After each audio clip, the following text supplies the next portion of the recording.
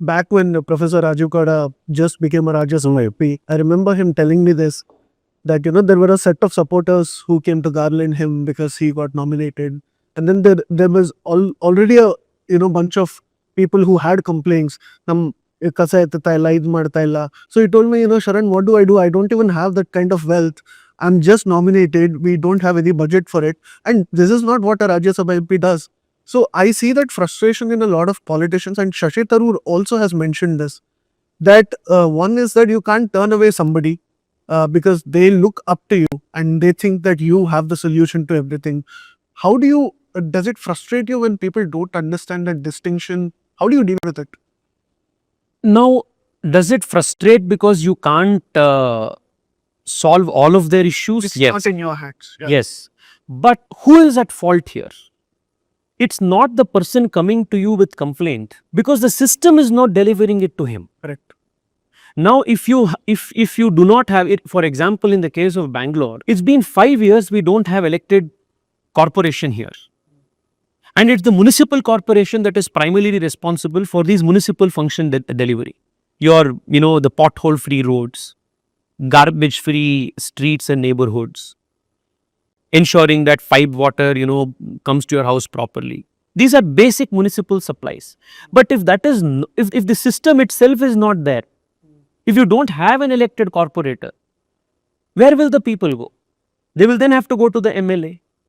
And then if the MLA intervenes, gets it solved, well and good. Otherwise, they will want to escalate it further and they will say, okay, let us at least go to the MP. So you can't blame the person because he is not able to differentiate between the roles. Because the system is failing him. The system is not delivering the basics that it is supposed to deliver.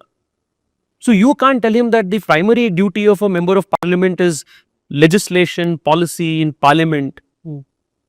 We don't have executive powers to, solve all the problems in the city. You should go to the BBMP commissioner, you should go to the mayor, you should go to this person. So what do you do in such a case?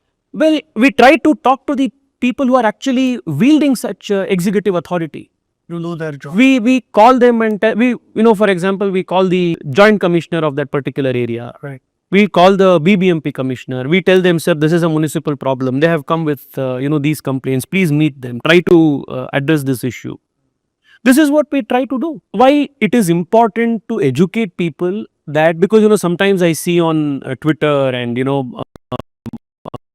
social media comments saying, why don't you get this done? While it is important for us to educate people that as MPs, we don't wield executive power to actually, monitor and get things done, and nor do we have the power of the purse to actually fund infrastructure projects and get things done. We must also make sure that efforts are made to communicate the problem that the citizen communicates us to the concerned people. That's the least we can do. And that is something that we always do. I make phone calls to even executive engineers of concerned wards. And I tell them, sir, ಇಲ್ಲಿ ಕಸ ಎತ್ತಿಲ್ವಂತೆ, ಈ ರೋಡಲ್ಲಿ ನೀರು ಬರ್ತಾ ಇಲ್ವಂತೆ, borewell ಕೆಟ್ಟೋಗಿದೆಯಂತೆ, ಇದನ್ನ repair ಮಾಡಿಸ್ಕೊಡಿ. So whether it is an assistant executive engineer, medical, MHO ಅಂತಾರೆ, health officer. I have spoken to all of these people.